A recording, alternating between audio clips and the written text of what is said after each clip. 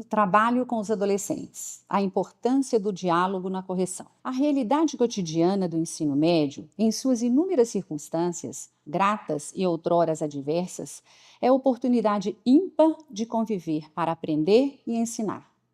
Muitos trabalhos, objetivando a formação integral, são realizados coletivamente e outros individualmente. Certo dia, uma aluna do segundo ano chegou em minha sala chorando. Falava sem parar. Com tom ríspido, apontava defeitos de colegas e professores. Ao observar a cena, percebi que nenhuma conversa surtiria efeito, pois o que naquele momento a aluna precisava era de serenar. Olhei para ela e disse-lhe: Querida, acalme-se. O que aconteceu de tão sério para deixá-la nesse estado? Venha, puxei uma cadeira para sentarmos pertinho. Convidei-a: vamos trocar os pensamentos. Depois conversamos.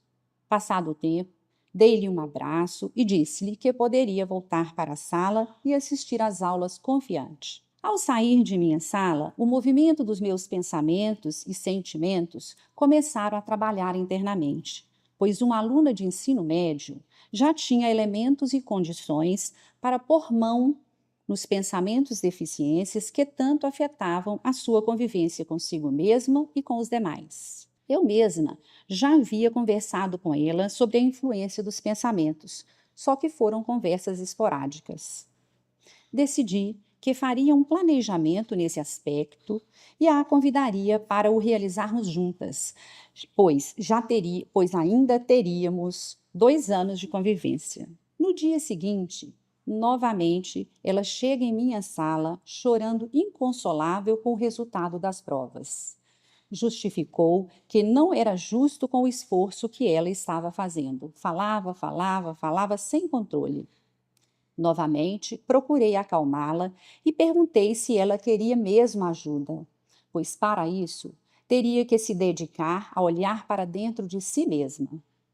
Com a resposta positiva da aluna, começamos o nosso trabalho juntas. O plano em ação começou convidando-a a recordar dos recursos internos e do potencial infinito de trabalho que ela possui, que era hora de fazer uso desses recursos internos a favor de sua superação e da boa convivência com os demais. Olhar para dentro de si, buscando as causas, e não olhar para fora e apontar os erros dos demais. Estava incluído neste planejamento encontro de nós duas, momentos em que ela deveria conversar com ela mesma e conversas com as amigas, pois elas também poderiam colaborar. Nos encontros, as conversas fluíram, ora serenamente, pois a aluna se colocava de forma atenta para escutar, e ora nem tanto, pois as justificativas faziam com que os pensamentos deficientes interferissem. Nesse momento, a aluna começou a chorar, dizendo que não conseguia agir diferente, pois já havia tentado e estava sem controle. Olhei firme para ela e disse: O quê? Não consegue? Uma aluna que estuda no colégio há anos, que conhece a força e o poder dos pensamentos positivos e negativos? Querida, o que fazer você já sabe. O que está faltando é constância no seu treino, pois o esforço e o sacrifício são necessários quando queremos mudar uma conduta. Sendo você uma aluna do ensino médio e muito capaz, vou sugerir a leitura de algumas páginas do livro Deficiências e Propensões do Ser Humano, de Gonzales Pecote. Ela consentiu com a cabeça. Sugeri que ela fizesse a leitura das seguintes deficiências: a impaciência, a susceptibilidade, a irritabilidade, a impulsividade e a vaidade, as que seriam necessárias para o nosso trabalho. Fiquei atenta para valorizá-la as pequenas conquistas e convidei-a para uma conversa no momento em que ela estava feliz.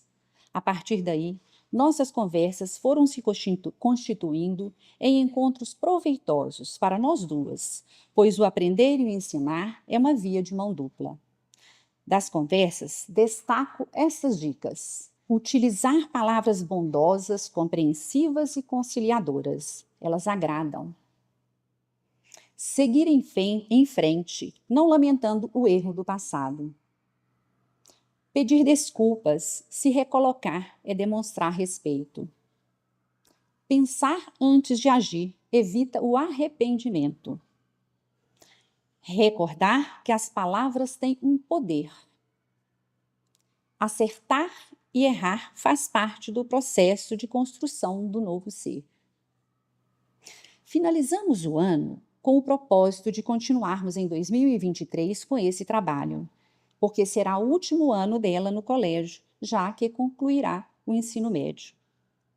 No final do ano, solicitei a essa aluna que fizesse o registro de parte do que vivemos, pois as anotações nos fazem tomar consciência do vivido e estimulam a continuar a superação.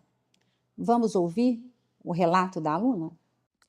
Desde pequena, sempre me cobrei muito em relação às minhas notas e nunca soube lidar muito bem com as frustrações.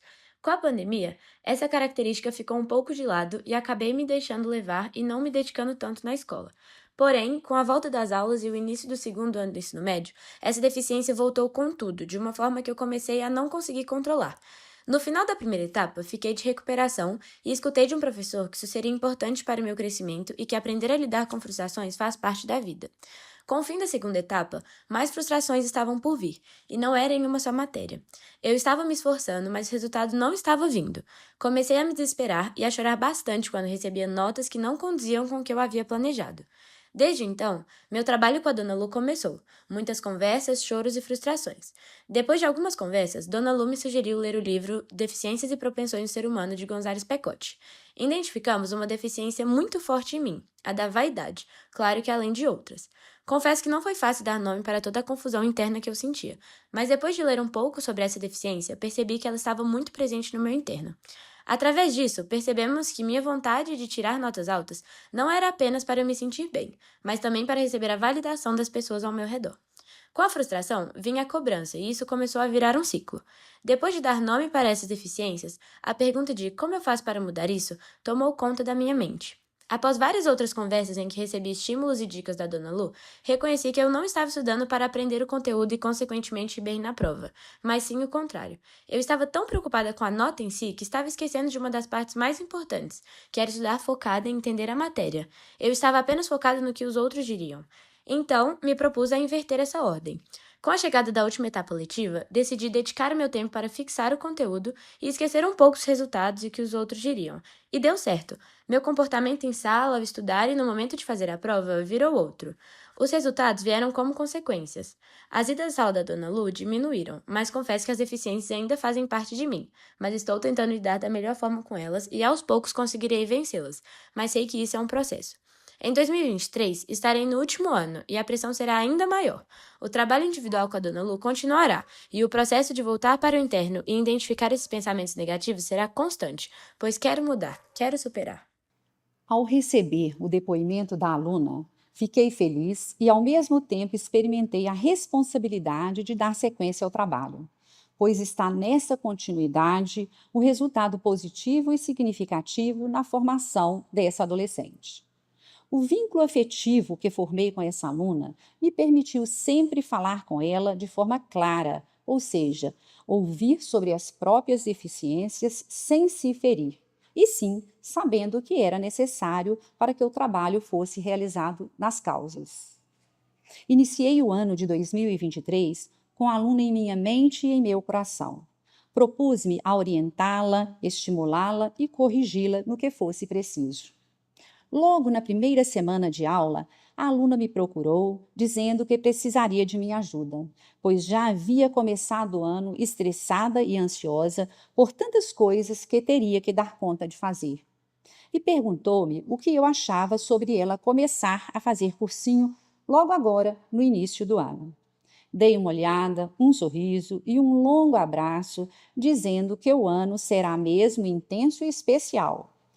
Primeiro, vamos recordar de pôr mão nos pensamentos que você já conhece, para poder depois definir, sem pressa, sem pressão, quais caminhos e ações tomar. Ela respondeu com aquele tá bom, bem típico de adolescente. Quero encerrar o ano tendo oferecido a essa aluna muitas oportunidades para poder olhar para dentro dela mesma e identificar os prejuízos das deficiências e o quanto ela mesma pode se corrigir, cultivando com constância os valores e virtudes que a tornarão uma adolescente mais feliz.